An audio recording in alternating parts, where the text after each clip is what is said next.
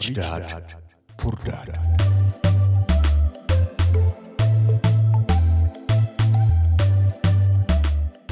ወደ ታላቁ መጽሐፍ ከመሸጋገራችን በፊት ይህን መጽሐፍ ስለጻፈውና የዓለምን የገንዘብ አስተዳደር ስለቀየረው ስለዚህ ደራሲ ጥቂት ልበላቸው። ሮበርት ኪዮሳኪ። ይህ ስም በዘመናችን ስለ ገንዘብ፣ ስለ ኢንቨስትመንትና ስለ ፋይናንስ ነጻነት ሲነሳ ቀድሞ የሚጠራ ስም ነው። ትውልደ ጃፓናዊ የሆነው አሜሪካዊ ሮበርት ኪዮሳኪ ያደገው በሃዋይ ነው። በሕይወቱ ውጣ ውረድ የበዛበት መንገድን አልፏል። በቪየትናም ጦርነት ወቅት ሄሊኮፕተር አብራሪ ሆኖ አገልግሏል። ከጦርነቱ መልስ ግን የመረጠው ወታደር መሆንን አልነበረም፣ ወደ ቢዝነሱ ዓለም መቀላቀልን እንጂ። ሮበርት ኪዮሳኪን ልዩ የሚያደርገው በባህላዊው የትምህርት ሥርዓት ላይ ያለው ደፋር አቋም ነበረ። ትምህርት ቤት ስለ ገንዘብ አያስተምሩም።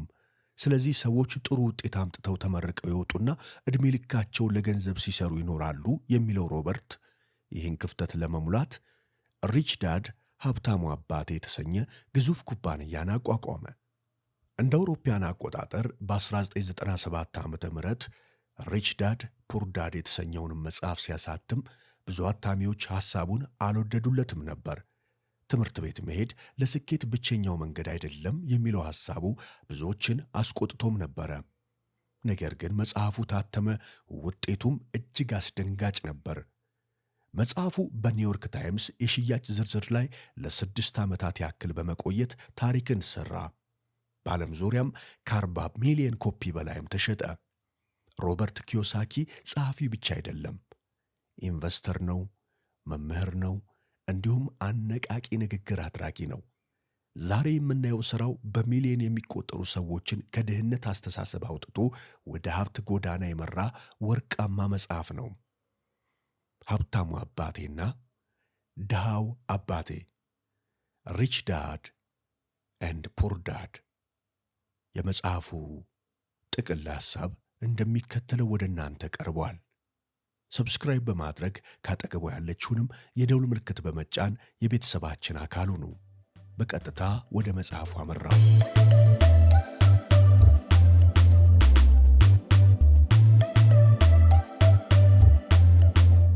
ታሪኩ የሚጀምረው ሮበርት ገና የ9 ዓመት ልጅ እያለ ነበር። ሮበርት 2 አባቶች ነበሩኝ ይለናል። አንደኛው አባቱ ወላጅ አባቱ ነው። ይህ ሰው እጅግ የተማረ የዶክትሬት ወይም ፒኤችዲ ዲግሪ ያለው የትምህርት ሚኒስቴር ኃላፊና አስተዋይ ሰው ነው። ይህን አባቱን ታዲያ ድሃው አባቴ ብሎ ነው የሚጠራው። ለምን? ምንም እንኳን ትልቅ ደሞዝ ቢኖረውም ሁሌም በገንዘብ ችግር ውስጥ ስለሚኖርና ሲሞትም ዕዳ ትቶ ስላለፈ። ሁለተኛው አባቱ ደግሞ የጓደኛው የሜክ አባት ነው። ይህ ሰው 8ኛ ክፍልን እንኳን አልጨረሰም፣ ነገር ግን ጠንካራ የንግድ ሰው ነው። ይህንን አባቱን ሀብታሙ አባቴ ይለዋል። ለምን? ምንም እንኳን ትምህርት ባይኖረውም በሐዋይ ግዛት ካሉ ሀብታም ሰዎች አንዱ ለመሆን በቅቷል። ሲሞትም ለቤተ ክርስቲያንና ለቤተሰቡ በሚሊዮኖች የሚቆጠሩ ዶላሮችን ትቶ አልፏል። ሮበርት በልጅነቱ በእነዚህ በሁለት አባቶች መካከል ያለውን የሐሳብ ልዩነት ይታዘብ ነበረ። ድሃው አባቱ ገንዘብን መውደድ የክፋት ሁሉ ስር ነው ይላል። ሀብታሙ አባቱ ደግሞ ገንዘብ ማጣት የክፋት ሁሉ ስር ነው ይላል። ድሃው አባቱ ውድ ነገር ሲያይ ይህን ለመግዛት አቅም የለኝም ብሎ በሩን ይዘጋል። ሀብታሙ አባቱ ደግሞ ይህን ለመግዛት ምን ማድረግ አለብኝ ብሎ አይምሮን ያስራል። ድሃው አባቱ ጎበዙን ተማር፣ ሥራ ያዝ ይላል። ሀብታሙ አባቱ ጎበዙን ተማር፣ ሰዎች የሚሰሩበትን ኩባንያ ግዛ ይላል። ሮበርት በ9 ዓመቱ አንድ ውሳኔን ወሰነ። ስለ ገንዘብ የሚቀበለው ምክር ከተማረው አባቱ ሳይሆን ካልተማረው ግን ሀብታም ከሆነው አባቱ እንዲሆን መረጠ። የሚቀጥሉት 6 ትምህርቶች ሮበርት ለ30 ዓመታት ከሀብታሙ አባቱ የተማራቸው ምስጢሮች ናቸው። እናንተም ብትሰሟቸው ሕይወታችሁን በቀጥታ ሊቀይሩ እንደሚችሉ እተማመናለሁ። ወደ ሮበርት ትምህርቶች እንለፍ።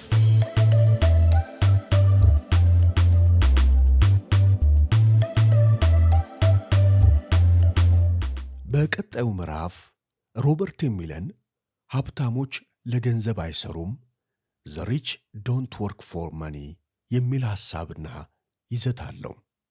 ብዙ ሰዎች ሕይወታቸውን የሚመሩት በሁለት ስሜቶች ተገፋፍተው ነው፤ ፍርሃትና ስግብግብነት። ሰዎች ገንዘብ እንዳይኖራቸው ይፈራሉ። ስለዚህ ጠዋት ተነስተው ወደ ሥራ ይሄዳሉ። ደሞዝ ሲያገኙ ደግሞ ፍርሃታቸው ይጠፋና ስግብግብነት ይተካል። በዚያ ገንዘብ ሊገዙት ስለሚችሉት አዳዲስ ልብስ፣ ስልክና መኪና ያስባሉ።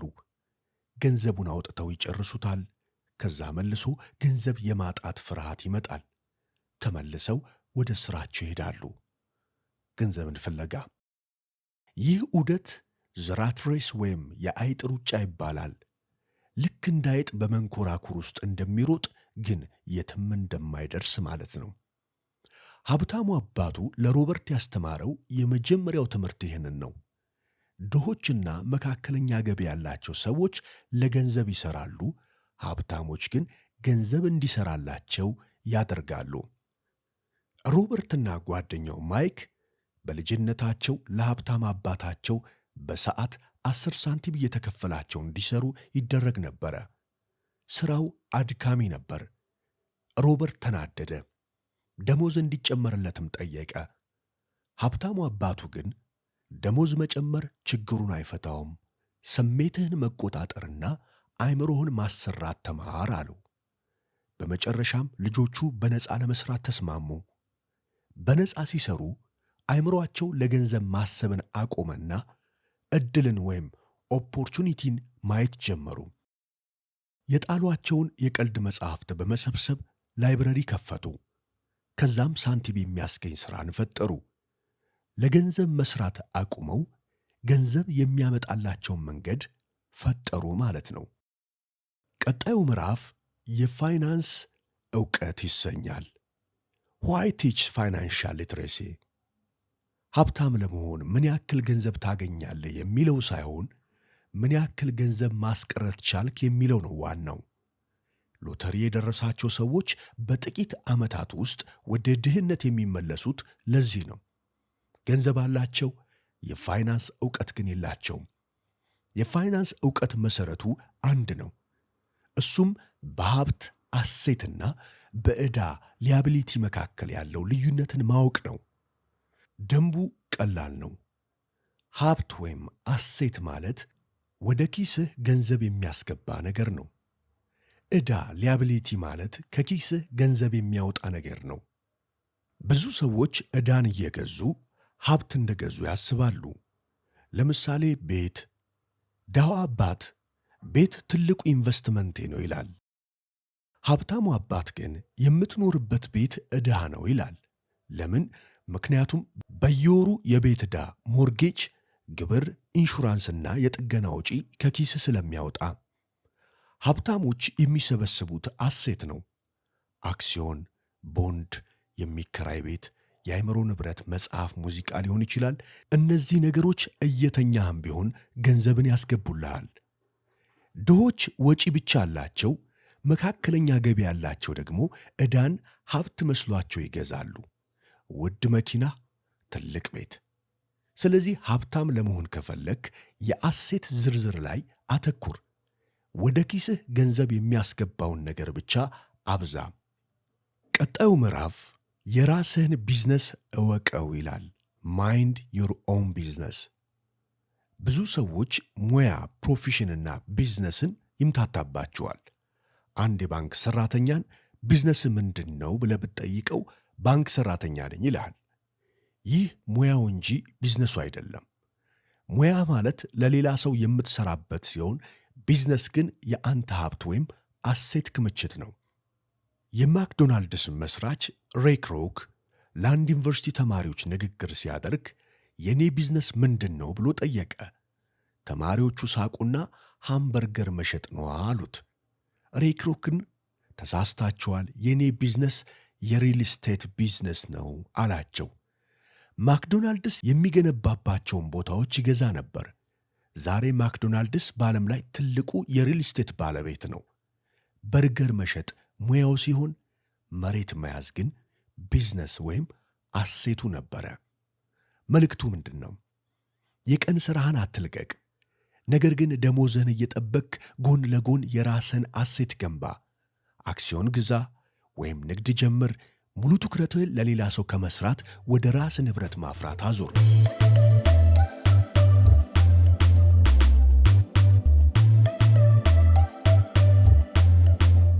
የታክስ ታሪክና የኩባንያዎች ኃይል The History of Taxes and the Power of Corporations። ድሃው አባት ሁሌም ሲናገር ግብር መክፈል ግዴታ ነው ይላል። ሀብታሙ አባት ግን ሕጉን ተጠቅሞ እንዴት ትንሽ ግብር መክፈል እንደሚቻል ያስባል። ሀብታሞች የሚጠቀሙት ትልቁ ምስጢር ኩባንያ ነው። ኩባንያ በሕግ የሚታወቅ ግን ነፍስ የሌለው አካል ነው። ኩባንያ ያላቸው ሰዎችና ተቀጥረው የሚሰሩ ሰዎች ገንዘብ የሚያወጡበት መንገድ የተገላቢጦሽ ነው። ተቀጣሪዎች ኢምፕሎይስ ይሰራሉ፣ ግብር ይከፍላሉ፣ የቀረውን ያወጣሉ፣ ይጠቀሙታል። ኩባንያ ያላቸው ቢዝነስ ኦነርስ ይሰራሉ፣ ያወጣሉ፣ ለወጪ፣ ለጉዞ፣ ለመኪና ወዘተ። ከዛም በቀረው ገንዘብ ላይ ግብር ይከፍላሉ። ሀብታሞች መኪናቸውን በኩባንያ ስም ይገዛሉ፣ የጉዞ ወጫቸውን በኩባንያ ስም ያደርጋሉ። ይህ ሕገ ወጥ አይደለም፣ ሕጉን ማወቅ ነው። ሀብታም ለመሆን ሕግን እወቅ። አካውንቲንግ ማወቅና ገበያን መረዳት እጅግ በጣም ወሳኝ ነው። ሀብታሞች ገንዘብን ይፈጥራሉ። The rich invent money።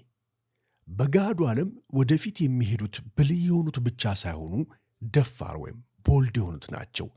ብዙ ሰዎች ዕውቀት አላቸው፣ ግን ፍርሃት ይዛቸዋል። ሀብታሞች ግን ገንዘብን ይፈጥራሉ። ይህም ማለት ዕድሎችን ያያሉ ማለት ነው። አንድ ጊዜ ሮበርት ገበያው በወደቀበት ጊዜ ቤቶችን በርካሽ ዋጋ ገዛ።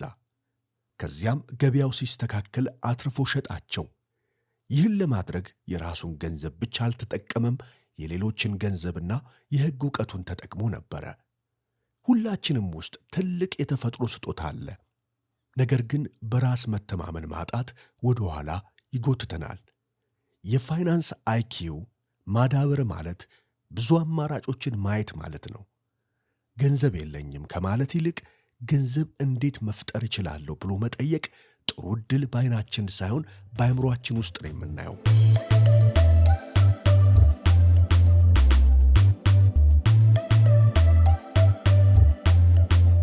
ለመማር ሥራ እንጂ ለገንዘብ አትሥራ። ወርክ ቱ ለርን ዶንት ወርክ ፎር መኒ። አንዲት ወጣት ጋዜጠኛ ሮበርትን ኢንተርቪው ስታደርገው እኔም እንዳንተ የምርጥ መጽሐፍ ጸሐፊ ቤስት ሴሊንግ ኦተር መሆን እፈልጋለሁ አለችው። ሮበርትም የመሸጥ ጥበብ እንድትማር መከራት። እሷ ግን ተናደደች። እኔ ፕሮፌሽናል ጸሐፊ ነኝ፣ ሻጭ መሆን አልፈልግም አለችው። ሮበርት መጽሐፉን አነሳና እዚህ ጋር ተመልከች፣ የተጻፈው ቤስት ሴሊንግ ኦተር በጣም የተሸጠለት ደራሲ ነው እንጂ ቤስት ራይቲንግ ኦተር በጣም ቆንጆ ጽሑፍ የጻፈ ደራሲ አይልም አላት። አያችሁ፣ በዓለም ላይ ችሎታ ያላቸው ድሃ የሆኑ ታለንትድ ፑር የሚባሉ ሰዎች በጣም ብዙ ናቸው። ምክንያቱም በአንድ ሙያ ላይ ብቻ ስለሚያተኩሩ። ሀብታሙ አባት ሮበርትን ያስተማረው ስለ ሁሉም ነገር ጥቂት ጥቂት እወቅ ነው። በተለይ ስለ ሽያጭ ሴልስ፣ ስለ ማርኬቲንግ፣ ስለ መግባባት ኮሚኒኬሽንስ እና ስለ አመራር ሊደርሺፕ ትንሽ ትንሽ ጥቂት ጥቂቷን እወቅ ብሎታል። ወጣቶች ሥራ ሲፈልጉ የትኛው ሥራ ብዙ ይከፍለኛል ብለው መሆን የለበትም። የትኛው ሥራ ብዙ ያስተምረኛል ብለው መሆን አለበት። የዚህ መጽሐፍ የመጨረሻው ምዕራፍ እንቅፋቶችን ማሸነፍ ኦቨርካሚንግ ኦብስታክልስ ይሰኛል። የፋይናንስ ዕውቀት ኖሯቸውም አሁንም በድህነት የሚኖሩ አሉ። ለምን? በእነዚህ 5 ምክንያቶች። አንደኛ፣ ፊር ወይም ፍርሃት። ገንዘብ የማጣትን ፍርሃት ማሸነፍ አለብህ። ማሸነፍ ማለት አለመፍራት ሳይሆን እየፈሩም ቢሆን መጋፈጥ ማለት ነው። ሁለተኛው ተጠራጣሪነት ነው። አይሳካልኝም፣ ገበያው ቢወድቅስ የሚሉ የውስጥና የውጭ ድምፆችን አለመስማት። ሦስተኛ፣ ስንፍና። በነገራችን ላይ ሥራ መፍታት ብቻ አይደለም ስንፍና። በሥራ እየተጠመዱ አስፈላጊውን ነገር ወይም ሀብት መገንባትን መርሳትም ስንፍና ነው። ቢዚ ስለሆንኩ ነው የሚለው ሰበብ ነው። 4ኛው መጥፎ ልማዶች። መጀመሪያ ወጪን ከፍለ ከዛ ለራስህ መክፈል ስተት ነው። መጀመሪያ ለራስህ ክፈል፣ ቆጥብ፣ ኢንቨስት አርግ፣ ከዛ የቀረውን ለአበዳሪዎች ክፈል። ያኔ ጫናው ገንዘብ እንድትፈጥር ያስገድዳል። 5ኛና የመጨረሻው እብሪት አሮጋንስ ይሰኛል። የማታውቀውን ነገር እንደማታውቅ አምኖ መቀበልና መማር። እብሪት የማላውቀው ነገር አይጎዳኝም ብሎ ማሰብ ነው። ውድ አድማጭ ተመልካቾቻችን ሪች ዳድ ኤንድ ፑር ዳድ መጽሐፍ ጠቅለል ብሎ ይህን ይመስላል። ትምህርት ቤት ሄዶ ጥሩ ውጤት ማምጣት ለስኬት ዋስትና አይሆንም። እውነተኛው ስኬት የሚገኘው የገንዘብን ቋንቋ በመማር ነው። በንብረት ወይም አሴትና በዕዳ ሊያቢሊቲ መካከል ያለውን ልዩነት ማወቅ አለባችሁ። ለገንዘብ ከመስራት ይልቅ ገንዘብን እንዴት ማዘዝ እንዳለባችሁ ልትማሩ ይገባል። ፍርሃታችሁን አሸንፉ። ዛሬውኑ ቢዝነሳችሁን ጀምሩ። ሮበርት ኪዮሳኪ እንደሚለው በአእምሮ ውስጥ ያለው ወርቅ በኪስ ውስጥ ካለው ወርቅ ይበልጣል። መልካም የፋይናንስ ነፃነት ዘመን ይሁንላችሁ። ይህን መጽሐፍ ጥቅል ከወደዳችሁት ለወዳጅ ዘመዶቻችሁ እንዲሁም ይህ መልእክት ያስፈልገዋል ብላችሁ ለምታስቡት ሰው ሼር በማድረግ አግዙት። እንዲሁም ቻናላችን ወደ 2000 ቤተሰብ እንዲሸጋገር የድርሻዎትን እንዲወጡ በፍቅር ጠይቃችኋለሁ። በሌላ መሰል ሥራ እስከምንገናኝ ሰላሙን ሁሉ እየተመኘው ለዛሬ ያለኝን መሰናዶ በዚሁ ያበቃው። ቻው።